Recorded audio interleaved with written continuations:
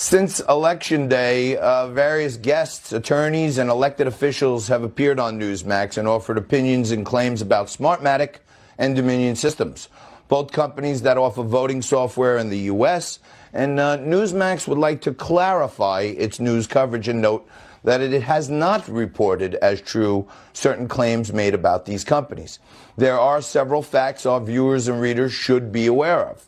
Newsmax has found no evidence that either Dominion or Smartmatic owns the other or has any business association with each other. We have no evidence that Dominion uses Smartmatic software or vice versa.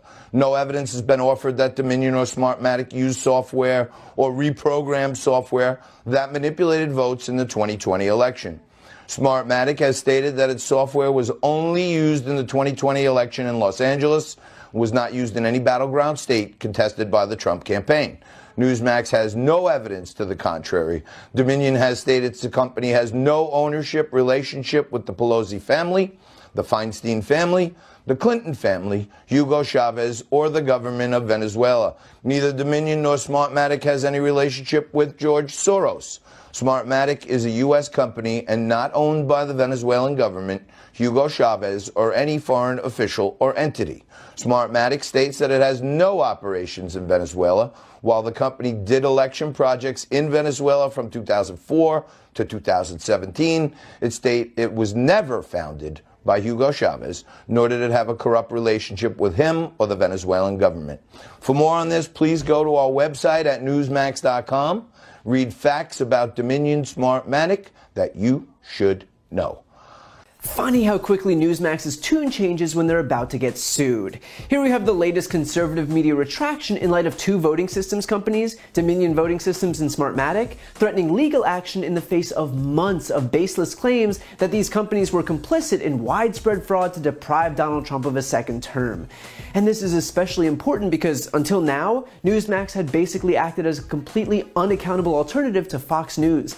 Even with the conspiracy theories that were somehow too off the rails for Fox, Newsmax was happy to take them and run, and that's exactly the kind of news that Donald Trump wants, which is why he began directing his supporters to Newsmax over from Fox, which even culminated into Newsmax overtaking Fox in the ratings for the first time, beating them by 26,000 viewers during a 7 p.m. slot earlier this month. And so, of course, Newsmax was happy to continue veering farther and farther to the right, saying whatever they wanted, defaming whoever they wanted, until now. Because now, both Dominion and Smartmatic have demanded retractions from Newsmax, along with Fox, OAN, and Trump's lawyers, for pushing their baseless election fraud claims in deference to Trump.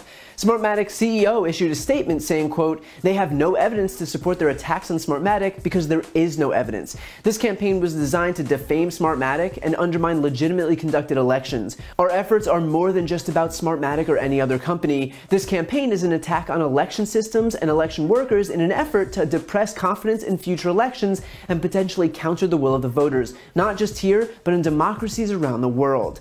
And it seems that these networks have finally started to take the hint, because here's the same retraction or clarification on Lou Dobbs' show on Fox. There are lots of opinions about the integrity of the election, the irregularities of mail-in voting, of election voting machines and voting software. One of the companies is Smartmatic, and we reached out to one of the leading authorities on open source software for elections, Eddie Perez, for his insight and views. Eddie is the Global Director of Tech Development at the Open Source Election Technology Institute. We asked him for his assessment of Smartmatic and recent claims about the company. Have you seen any evidence that Smartmatic software was used to flip votes anywhere in the U.S. in this election? I have not seen any evidence that Smartmatic software was used to delete, change, alter anything related to vote tabulation. On Maria Bartiromo's show on Fox. Welcome back. In our weeks-long look into election integrity, we have heard concerns about both voting machines and voting software, specifically a software company called Smartmatic. This week, we reached out to Eddie Perez for insight. He is the Global Director of Tech Development at the Open Source Election Technology Institute. His team develops open source software for elections. We asked him what he knew about Smartmatic and the claims some have made about that company. Have you seen any evidence that Smartmatic software was used to flip votes anywhere in the U.S. in this election? I have not seen any evidence that Smartmatic software was used to delete, change, alter anything related to vote tabulation. And the reason they're taking these legal threats seriously is that these networks know that they were lying. They know that they can't stand behind the reporting because none of it is true. It was just a desperate performance for Trump so they could curry favor with him. That's it. There were no facts, no investigations, no journalistic integrity. They were just doing Trump's bidding because they were looking for him to send viewers their way. It is the rock bottom of news, all in service of a sore loser. In fact, the only network that hasn't changed its tune is OAN. Well, how I would look at the 2020 voting experience for the average American is this.